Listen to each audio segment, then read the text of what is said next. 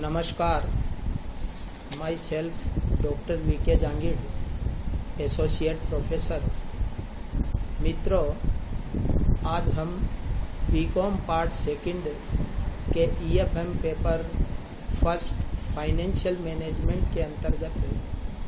Financial management की definition, उसकी characteristics और उसके उद्देश्यों का विवेचन करेंगे। जैसा कि साथियों, वित्त आधुनिक व्यवसाय का एक जीवन रक्त माना जाता है, अर्थात जिस प्रकार हमारे शरीर में ब्लड की या रक्त की जो भूमिका या जो महत्व है, वही महत्व व्यवसाय के अंतर्गत वित्त का माना जाता है। क्योंकि ऐसी कोई भी गतिविधि व्यवसाय में संचालित नहीं हो सकती जो बिना वित्त के, अर्थात no one activities can be conducted without the finance, अर्थात वित्त के अभाव में या वित्त के बिना व्यवसाय की या उद्योग की किसी भी प्रकार की गतिविधि को संचालित नहीं किया जा सकता। जिस प्रकार हम मानते हैं कि यातायात या उद्योग में जो महत्व पहिए का है, शरीर में जो मज्जा का है, वैसा ही महत्व हम मानते हैं कि व्यवसाय के अंतर्गत एक वित्त का माना जाता है। इसी प्रकार से जैसे वित्त के अंतर्गत यह भी होता है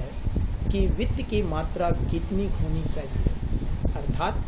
अगर किसी भी व्यवसाय में वित्त सफिशिएंट मात्रा में है तो वह व्यवसाय मुख्य रूप से स्मूथली या सुचारू रूप से या समुचित रूप से निरंतर चलता रहेगा और प्रगति के पथ पर अग्रसर होता रहेगा। अब हम विशेष रूप से वित्तीय प्रबंध की डेफिनेशन का अध्ययन करेंगे, अर्थात फाइनेंशियल मैनेजमेंट एक अंग्रेजी का शब्द है जो मुख्य रूप से हम यह भी कह सकते हैं कि finance plus management is equal to financial management. यहाँ पर जैसे फाइनेंस का अर्थ है, तो फाइनेंस को मुख्य रूप से हम मुद्रा के अध्ययन से लगाया जाता है या मुद्रा के प्रबंध का अध्ययन एक तरीके से हम वित्त को मानते हैं। अर्थात finance is the study of money management, अर्थात वित्त मुद्रा का प्रबंध का अध्ययन है। वित्त के अंतर्गत वित्त के प्रबंध अर्थात arrangement of money for the particular business और for the objective of the business. इस प्रकार हम जैसे वित्त के अंतर्गत कि किस प्रकार से हम वित्त उपलब्ध करते हैं, उसका कैसे प्रशासन करते हैं, कैसे नियंत्रण करते हैं, किस प्रकार से आवंटन करते हैं, कैसे मूल्यांकन करते हैं, ये सारी की सारी बातें जो मनी मैनेजमेंट के अंतर्गत मानी जाती है। अब जैसे प्रबंध की बात आती है तो प्रबंध एक बहुत ही इम्पोर्टेंट एक वर्ड है जो आजकल सभी सेक्टर में, सभी प्रकार के विभागों में प्रचलित है। जैसे प्रबंध का तात्पर्य यह है कि व्यवसाय में या किसी उद्योग में मानवीय और औद्योगिक क्रियाओं का, इस प्रकार भी हम इसे कह सकते हैं कि प्रबंध के अंतर्गत हम मानवीय क्रियाओं और भौतिक संसाधनों का नियोजन, प्लानिंग अर्थात प्लानिंग, कोऑर्डिनेशन, कंट्रोल और ऑर्गेनाइजेशन से लिया जाता है। हम इसको अगर दोनों शब्दों को मिलाकर ये कहे कि वित्त है, अर्थात वित्तीय प्रबंध व्यावसायिक प्रबंध का वह क्षेत्र माना जाता है जिसमें व्यवसाय में वित्तीय क्रियाओं का नियोजन, समन्वय और नियंत्रण और मूल्यांकन किया जाता है। जैसे हम कुछ परिभाषाओं का भी अध्ययन करते हैं, अलग अलग अर्थशास्त्रियों द्वारा अलग अलग परिभाषाएं दी गई है। इसमें हम विशेष रूप से जोसेफ एंड ब्रैडले की परिभाषा का अध्ययन करना चाहेंगे। वित्तीय प्रबंध व्यावसायिक प्रबंध का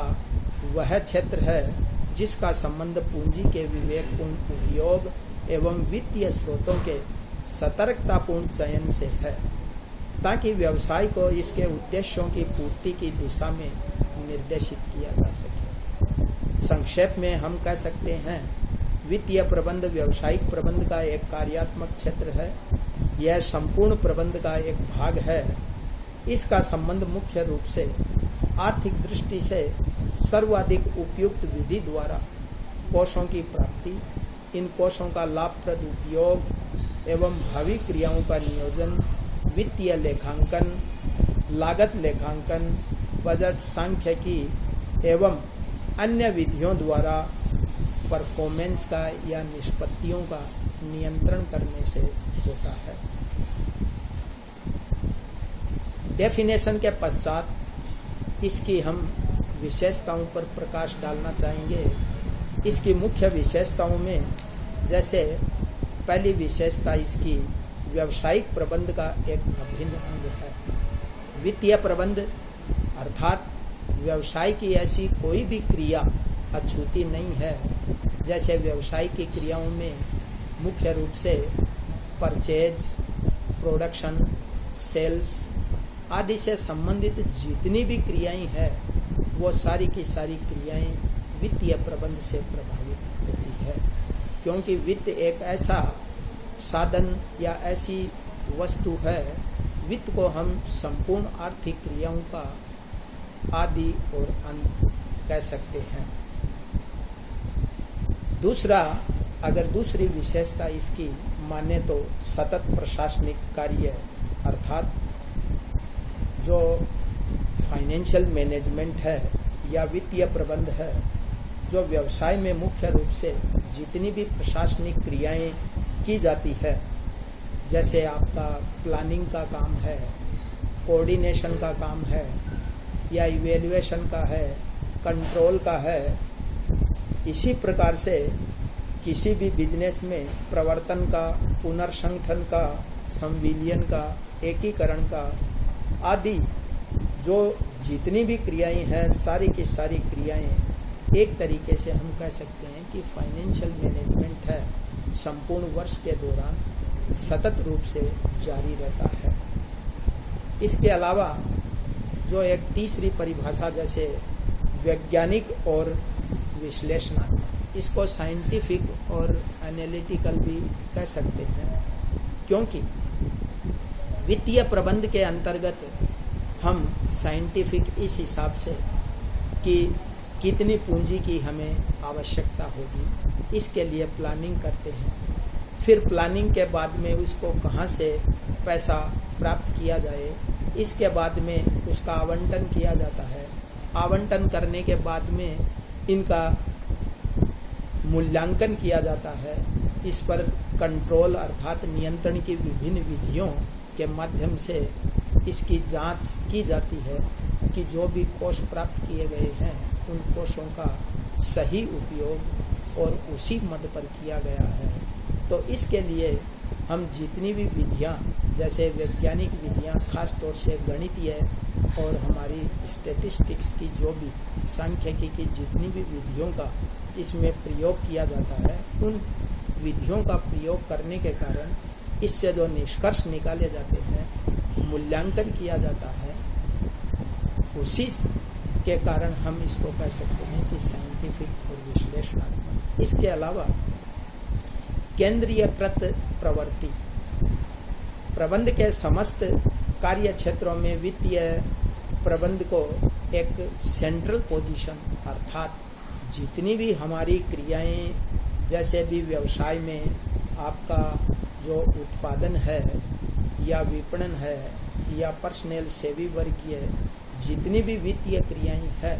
सभी वित्तीय क्रियाओं का विकेंद्रीयकरण नहीं किया जा सकता। इसमें मुख्य रूप से फाइनेंशियल मैनेजमेंट के कारण इसमें एक तरीके से सेंट्रल पोजीशन या सेंट्रल एक नेचर की पोजीशन अर्थात नेचर की स्थिति पाई जाती है, क्योंकि व्यवसाय में जितना भी कार्य किया जाता है उसमें वित्तीय समन्वय एवं नियंत्रण की स्थिति है वो खास होती है। इसके अलावा व्यापक क्षेत्र से तात्पर्य अर्थात व्यवसाय का कोई भी क्षेत्र ऐसे अछूता नहीं है जिसके कारण हम कह सकते हैं कि यहाँ पर फाइनेंशियल मैनेजमेंट का उपयोग नहीं होता है। इसके अतिरिक्त सभी प्रकार के संगठनों अर्थात चाहे संगठन ये आपका बिजनेस हो, चाहे इंडस्ट्री हो, किसी में छोटा व्यवसाय हो, बड़ा व्यवसाय हो, सभी प्रकार के व्यवसायों या सभी प्रकार की इंडस्ट्री इंटरप्राइजेज में इसका उपयोग किया जाता है। और इसके अलावा हम यह भी विशेषता के रूप में चर्चा कर सकते हैं इसकी कि लेखांकन कार्य से भिन्न अर्थात यह एक जो हमारा अकाउंटेंसी का कार्य है, लेखा जोखा करने का कार्य है, उससे यह एक अलग प्रकार का कार्य माना जाता है, क्योंकि लेखा जोखा का कार्य और इसके कार्यों में कुछ अंतर के रूप में हम देख सकते हैं कि मूल रूप से लेखांकन का कार्य समंक संग्रहण करना होता है, जबकि वित्त कार्य निर्णय के लिए समंकों के विश्लेषण से लिया जाता है। अब हम वित्तीय प्रबंध के उद्देश्यों की चर्चा करना चाहेंगे कि खास तौर से हम देखते हैं कि उद्देश्य होते हैं, उद्देश्य या लक्ष्य या संकल्प, जो मुख्य रूप से हम इसको बिजनेस के एक तरीके से कह सकते हैं कि ये अभिव्यक्ति की जाती है। अर्थात जो संकल्प है, जो लक्ष्य है, उसे अंग्रेजी में गोल्स, एम्स या टारगेट्स के रूप में एक बिजनेस में इसे व्यक्त किया जाता है। यह एक संस्था के सफलता के मूल्यांकन का एक मापदंड या मापक के रूप में कार्य करता है। खास तौर से देखा जाए तो किसी भी बिजनेस का उद्देश्य अर्थात main objective of each and every business is to earn more and more profit. खास तौर से या परंपरागत हमारी धारणा यह है कि व्यवसाय का मुख्य उद्देश्य लाभ को अधिकतम करना या लाभ कमाना। लेकिन उद्देश्यों की हम व्यापक चर्चा यहाँ पर करना चाहेंगे तो व्यवसाय के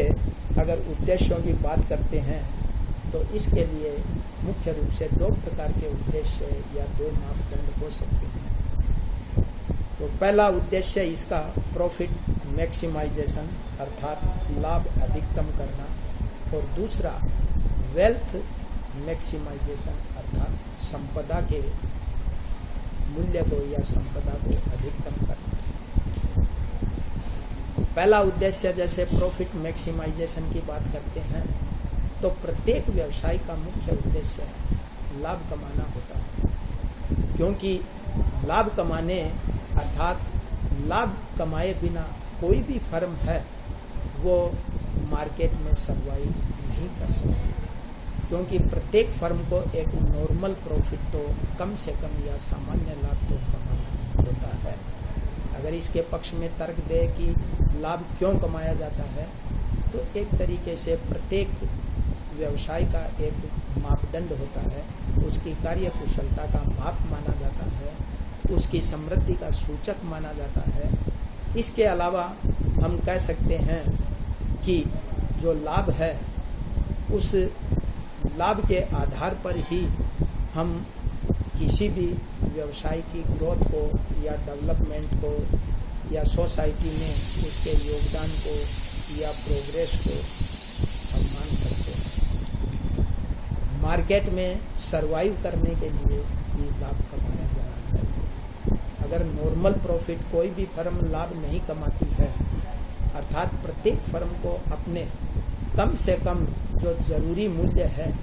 जो सामान्य मूल्य है उसके स्थायी खर्चे हैं उनको तो कवर करना पड़ेगा और उनको कवर करने के लिए उसे न्यूनतम लाभ अर्थात नॉर्मल प्रॉफिट कमाना होगा। Normal profit is the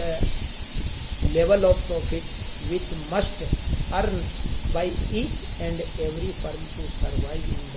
market. सामान्य लाभ के पक्ष में अर्थात लाभ कमाने के पक्ष में हम तर्क देते हैं तो इसमें लाभ को न्यायोचित अर्थात यह एक विवेकपूर्ण आधार है, आर्थिक कुशलता का माप माना जाता है, प्रमुख प्रेरणा स्रोत अर्थात ये कर्मचारियों की या मालिकों की या प्रबंधकों की एक तरीके से प्रेरणा या इंस्पिरेशन का स्रोत माना जाता है। अधिकतम सामाजिक कल्याण भी इसी के माध्यम से, जैसे एजुकेशन है, मेडिकल है या लेबर वेलफेयर से संबंधित जितने भी कार्य किए जाते हैं तो आदि पर व्यय करके समाज को अधिकतम सामाजिक कल्याण हो सकता है। इसके अलावा निर्णय का आधार अर्थात डिसीजन मेकिंग भी इसी आधार पर की जाती है। इसके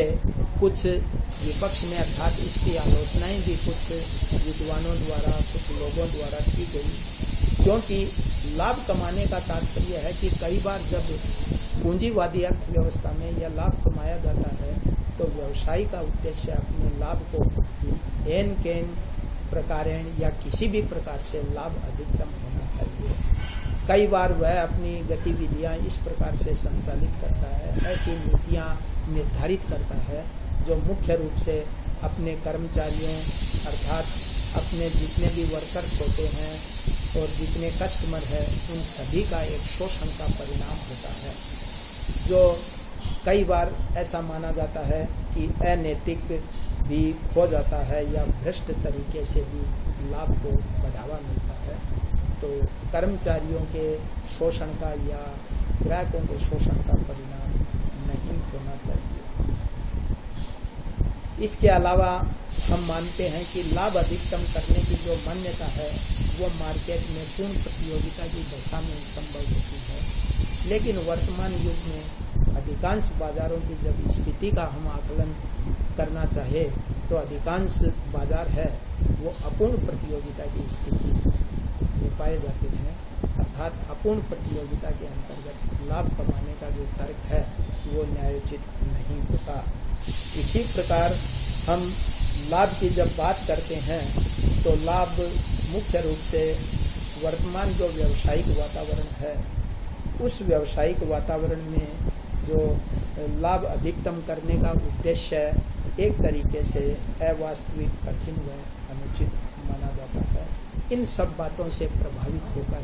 जो दूसरा उद्देश्य है मुख्य रूप से संपदा को अधिकतम करने का अर्थात वेल्थ मैक्सिमाइजेशन का, कि जैसे लाभ अधिकतम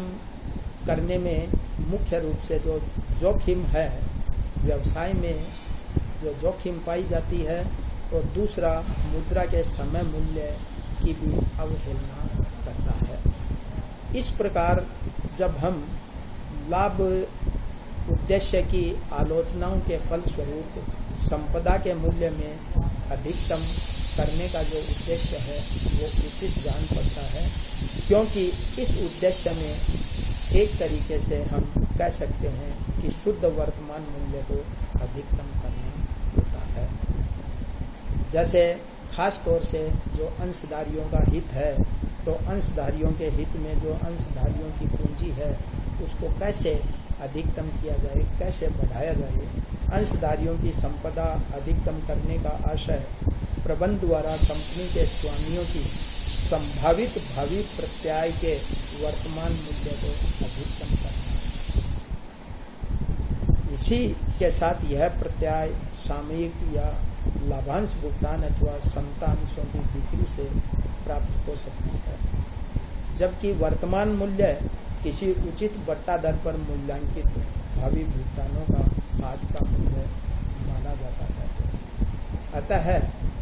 संपदा अधिकतमीकरण के सिद्धांत के अनुसार